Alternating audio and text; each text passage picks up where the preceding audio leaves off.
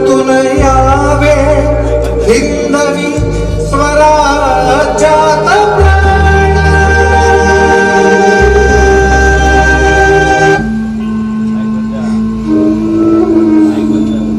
आपण असे गप्प का म्हणून किती दिवस आपण असा शोक करीत राहणार? किती दिवस किती दिवस दुःखाला दिवसाची लक्ष्मण रेषा घालता येते तर फार बरं होत। ते खरं आहे, पण कालपासून आपण अन्नाला देखील शिवला नाही। आबासाहेबांना जाऊन 3 महिने झाले नाही ना? आपण अन्नाला शिवला नाही म्हणून राम राजांनी देखील तोंडात खास घातला नाही। दादा, आमच्या रागावला, आमच्या पायी दादा तुम्ही कष्टी झालात, पण ईश्वर साक्ष सांगतो, मासाहेबांनी आम्हाला फटफट्यात नेऊन या मंचकावर बसवलं।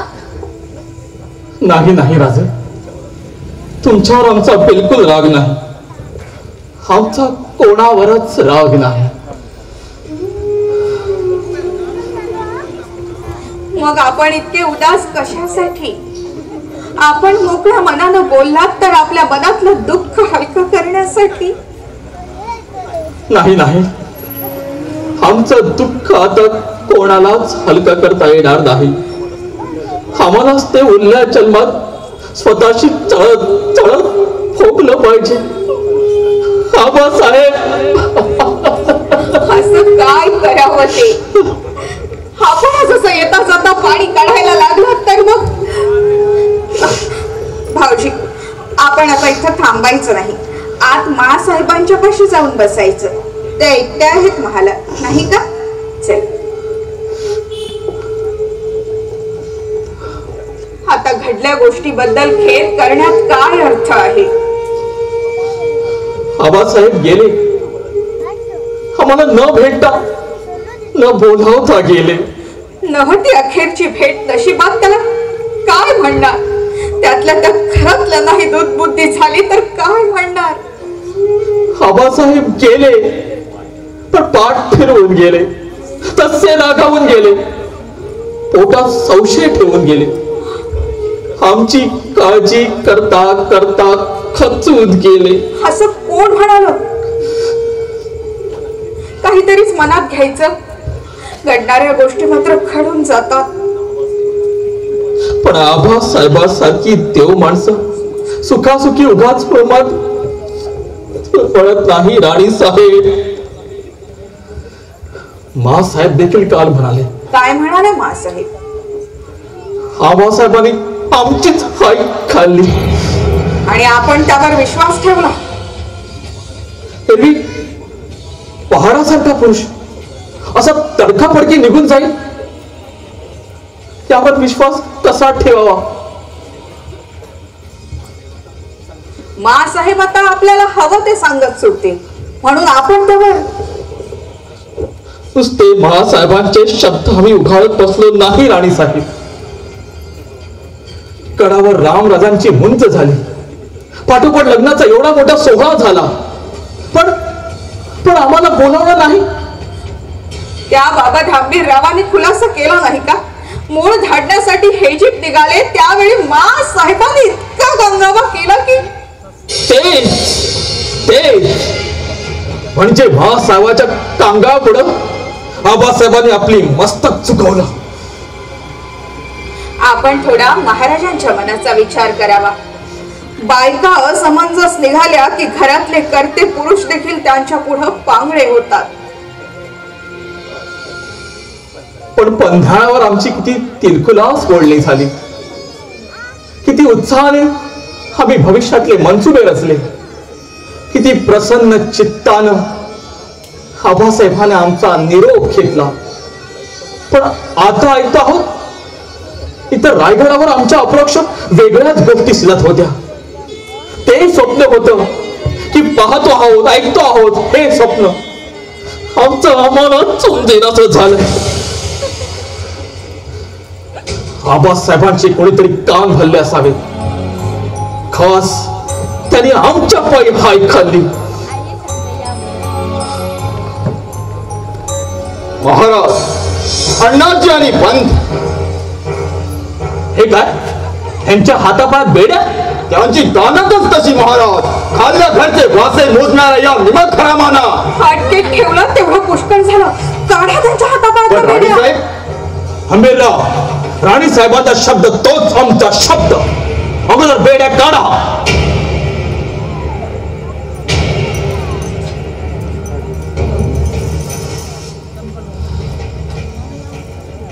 बंद फौज घेऊन मोठ्या दिमाखानं आमचा बंदोबस्त करायला निघाला. पण आता बाजी उलटली, डाव हुकला. आता काय मनसुबा आहे आपला? आमचं दैवत फिरलं महाराज. ईश्वर साक्ष सांगतो, रामराजांना गदीवर बसवण्याच्या कटात आमचं अंग बिलकुल नव्हतं. जिथं अधिकार गाजवले तिथंच तमासगिरांसमोर खिंड निघाली. त्यापेक्षा कडेड होता तर चांगलं होतं. हा पश्चात विलाप आहे पंत. आम्ही आपला सामील होतो आणि महाराज आपल्या हाती गवसते तर आपण वेगळाच अवतार धारण करतात. आई जगदंबेलाच आमची काळजी होती म्हणून मामासाहेब आपल्याला सद्बुद्धी झाली. एक शहाणपण बरं सुचलं. काल आम्ही रायगडावर पाऊल ठेवलं तेव्हा अटकाव करायला कोणी धजलं नाही. तेवढी छाती करते तर महादारात रक्ताचा सडक पडला असता. आपल्याला एक मजाक सांगतो राणी. आम्ही नुसता रुद्रावतार धारण केला तर पंतांनी उपळण्यात हात बांधून आमच्या पुढे सबशे लोटांगणच टाकलं. कारणाजी जाळून बुजून जी पावलं टाकली त्यासाठी उपळण्यात हात बांधायची सवय नाही आपली सरनोबत. महाराज केले. आमच्या इमानाची माती झाली. इमान महाराज इतके दुखणाई झाले तरी पन्हाळ्यावर त्याची खबर नाही. हे तुमचं इमान. तोला पुत्र धड धाकड असता साबाजी भोसल्यांकडून महाराजांची उत्तर क्रिया करवली. हे तुमचं इमान. वैजात रामराजांना गादीवर बसून मंचकारोहणाचा विधी देखील आटोपलात. हे तुमचं इमान. आणि शंभूराजांना कैद करण्यासाठी फौजबंद होऊन तुम्ही पन्हाळ्यावर निघालात. हे देखील तुमचंच इमान. बाजी उलटली. आम्ही आपल्या हाती सापडलो. आता आपण आम्हाला बेईमान ठरवून हवी ती सजा फरमावू शकता. पण सरनोबत आम्ही थोरल्या छत्रपतींचे चाकर. आमचा इमान त्यांच्या पायाशी. द्रोह घडलाच असेल तर तो आपला, हे आमचा नव्हे. अण्णाजी, थोरले महाराज इतके दुखणाईत झाले तरी साधी रीत म्हणून देखील आम्हाला खबर नाही. गडावरल्या माणसांना हे शोभलं का? हा सवाल त्यावेळी जे गडावर हजर होते त्यांना पुष्ण योग्य होईल. महाराज निवडतले त्यावेळी आम्ही रायगडाच्या पंचक्रोशीत देखील नव्हतो. पण महाराज दुखणाईत झाले त्यावेळी तरी तुम्ही तिथे होतात. माफ करा सरनोबत. राजांना गडावर बोलावण्याविषयी महाराजांनीच पंतापाशी विषय काढला होता. पण महाराजांनीच नको म्हटलं तर आम्ही तरी काय करणार. महाराजांनी नको म्हटलं? होय महाराज. अण्णाजी, प्रधान मंडळाचे आणि आमचे लागेबंद कधीच जोडले नाही. पण तरी देखील तुमच्याशी झगडा करायची आमची बिलकुल इच्छा नाही. फक्त आमच्या एकाच सवालाचं उत्तर द्या. दौलतीचा कोणता निवाडा आबासाहेबांनी केला होता? निर्वाणीराव करण्यापूर्वीच महाराजांची शुद्ध हरपली तेव्हा दौलतीचा मनसुबा त्यांना कोण पोचणार. झालं तर मग आम्ही हेच सांगत होतो. म्हणजे रामराजांना गादीवर बसवण्याची कारवाई केवळ आपली होती असं आम्ही समजायचं. म्हणजे त्याची अशी गोष्ट झाली की. थांबा. तुमच्या सवालाचं उत्तर हवं असेल तर ते द्यायची आमची तयारी आहे. पण ते कडू उत्तर गिळण्याची राजांची तयारी आहे का हे त्यांना पुसावा. राजांची नव्हे अण्णाजी, महाराजांची म्हणा. शब्द तोलून वापरा. छत्रपतीच्या गादीला वारस एक आणि राज्याभिषेकही एकदाच.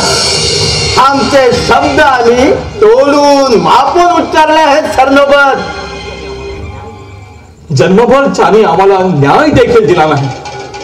त्या प्रधान मंडळाकडून कोणताही मान मरातबाची आम्हाला बिलकुल अपेक्षा नाही. पण अण्णाजी, तुमचं कडू उत्तर ऐकायला आम्ही उत्सुक आहोत. तुमच्या जबानी इतकं ते चालाल असेल असं आम्हाला बिलकुल वाटत नाही. ठीक, मग ऐकावं तर.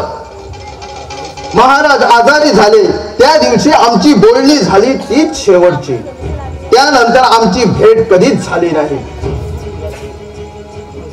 प्रल्हाद रंजनी वारंवार पुसले, पण शुद्ध जाईतो महाराजांना आपलं मौन सोडलं नाही. आणि दौलतीची वाटणी तर महाराजांना साफ नामंजूर होती. आणि त्यांचा ओढा, त्यांचा कल कोणाकडे झुकत होता हे तर आपण जाणताच. अण्णाजी, असे आड वळणाने बोलू नका. आबासाहेबांचे शब्द हवेत आम्हाला. ठीक, तेही सांगतो. पंतानाने आम्हाला महाराज बोलले, पोक्त विचारणं सुचे ते करा, पण राज्य निर्णायकी होणार नाही याची काळजी घ्या. म्हणून आपण हा पोक्त विचार केला. युवराजने, यापूर्वी जे आम्ही म्हणत आलो ते आपल्याला कितीही कडू लागलं तरी आता पुन्हा सर्वांसमक्ष म्हणतो की शंभू राजे गादीवर बसल्या दौलतीला धोका आहे, हे त्रिवार सत्य आहे. अण्णाजी, खंबीरराव, अण्णाजीच्यावर गुस्सा करण्यात काहीच अर्थ नाही. आबासाहेबांनी निर्णय प्रधान मंडळावर सोपवला. प्रधान मंडळाने आपल्या वतीने योग्य तो सिलसिला केला. मामला साफ आहे, त्यात गफलतीला कुठंच जागा नाही. थांबा, आमचा विश्वास बसत नाही. अण्णाजी, आपण म्हणता हे सगळं खरं कशावरून? अण्णाजी कडू बोलतात युवराजने, पण खोटे कधीही बोलले नाहीत. पंत त्या समयी हजर होते. शिवाय तुमच्या बाजूने साक्ष देण्याखेरीज पंतांना आता गत्यंतरच नाही. आबासाहेबांच्या अंतकरणाचा थांग आम्हाला कधीच लागला नाही. बोलले एक, मनात राखलं दुसरं. असा राग करायचा होता तर आम्हाला परत आणलंच कशासाठी? पण आम्ही म्हणतो कोणी काही म्हणण्यासारखं आता काहीच बोललं नाही. ते जिंकायचं म्हणून आम्ही जिद्द धरली, त्यात आम्ही चारी मुंड्या चित झालो. आता या तगड मातीच्या दौलतीला घेऊन आम्ही काय करायचं? हमीरराव, आमचा निश्चय झाला. त्या क्षणी आम्ही रायगड सोडून जाणार, त्या राज्याच्या सीमा पार होणार. उभ्या हयातीत आमच्या पाया आबासाहेब कष्टी झाले तरी शंभूराजे पितृभक्त होते हे समाधान निदान त्यांच्या तळमळणाऱ्या आत्म्याला लाभू दे. त्यांची अखेरची इच्छा आम्हाला शिरसावंद आहे. पंत, अण्णाजी, तुम्ही मुक्त आहात. रामराजांना गादीवर बसवा आणि खबरदारीने राज्य चालवा. आम्ही गड सोडून निघालो. काही नाही दादा, आपण गड सोडता कामा नये. तुम्ही कष्टी होऊ नका राजे. तुमचा यात काहीचाही अपराध नाही. तुम्हीच दौलतीचे स्वामी होण्यातच सर्वांची भलाई आहे. नाही नाही दादा, आम्हाला राज्य नको, आम्हाला दौलत नको. आम्हाला फक्त तुम्ही हवे आहात दादा, आम्हाला फक्त तुम्ही हवे आहात. राजे, असा वेडेपणा करू नका. तुमच्या संगी आजवर आम्ही कैक वेळा खेळ खेळलो. त्यावेळी खेळात तुमचा हट्ट मानून राज्य आम्ही घेत होतो. आता आमच्या शब्दा खातर हे राज्य तुम्ही पत्करलं पाहिजे. आबासाहेबांची आज्ञा तुम्ही सुद्धा मानली पाहिजे राजे, मानली पाहिजे. पण दादा, आबासाहेबांनी तर अशी आज्ञा केलीच नव्हती.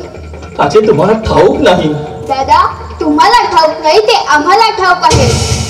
मग हे अण्णाजी कटू बोलले, खरं बोलले, पण सगळंच खरं बोलले नाही. राजे, म्हणजे तुम्ही? क्षमा करा दादा, आम्ही आडून ऐकत होतो. पण हे पंत, हे अण्णाजी तुम्हाला घालून देतील याचं भय वाटलं आम्हाला, म्हणून आम्ही दाराशी उभे होतो. आपण वेडे आहात राजे. शंभूराजांना घालून देणारे आम्ही कोण? त्यांना शपथ घेऊन सांगा पंत, दादांना बोलवण्याची तुम्ही बात काढली तेव्हा आबासाहेब तुम्हाला काय बोलले? नक्की शब्द आठवत नाही पण तुम्ही विसरलात त्या शब्दांची याद आम्हाला आहे. आम्ही सांगतो. आबासाहेब इथं बसले होते. म्हणाले शंभूराजे भेटते तर फार बरं होतं. त्यावर तिथं उभं राहून पंतांनी विचारलं, राजांना बोलावून घ्यायचं का महाराज? मग यावर महाराज काय म्हणाले? नको नको, भाबडा पोर, दिल फाटून जाईल त्याचा. आबासाहेब बोला बोला पंत. आणि अण्णाजी, आम्हाला गादीवर बसवण्याची तुम्ही बात काढली तेव्हा आबासाहेब तुम्हाला काय बोलले ते सांगा पाहू. मुद्द्याची गोष्ट होती तेवढीच सांगितली पण नाही नाही अण्णाजी, पण तेवढीच तुम्ही वगळले. तुम्ही विसरलात. पण आबासाहेबांच्या प्रत्येक शब्दाची याद आम्ही धरून आहोत. आम्ही सांगतो. कोणत्या शब्दांची याद?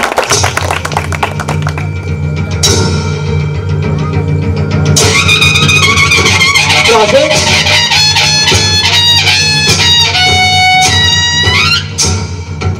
आम्ही तुम्हाला फक्त एक संधी मागतो आहोत. राजांच्या बद्दल तुम्ही पोटी संशय ठेवता याची आम्हाला खंत नाही, पण तुम्ही जाणलं पाहिजे की राजांच्या वृत्ती घडवायला आम्हाला आजवर कधी फुरसत मिळाली नाही. लहान मूल म्हणजे मातीचा गोळा, जसा आकार द्यावा तशी मूर्ती घडते. एवढी अखेरची कामगिरी पार पाडण्यासाठी जीवाची तडफड होते. देवकृपेने तेवढं आयुष्य लाभलं तर पंत आम्हीच तुम्हाला चमत्कार करून दाखवू. काय सांगतात हे राजे? आबासाहेब असं बोलले? शब्दान शब्द थोरल्या महाराजांच्या तोला मोलाच. अण्णाजी, तुम्ही हयातभर आबासाहेबांची चाकरीच केली, पण नुसती चाकरीच केली. कधी जाणलं नाही त्यांना. जा, तुम्ही मुक्त आहात. आमच्या दृष्टीसमोरून तुम्ही नाही सेवा. या क्षणाला तरी ब्रह्महत्येचं पातक आम्हाला शिरावर घ्यायचं मुळीच इच्छा नाही. जा.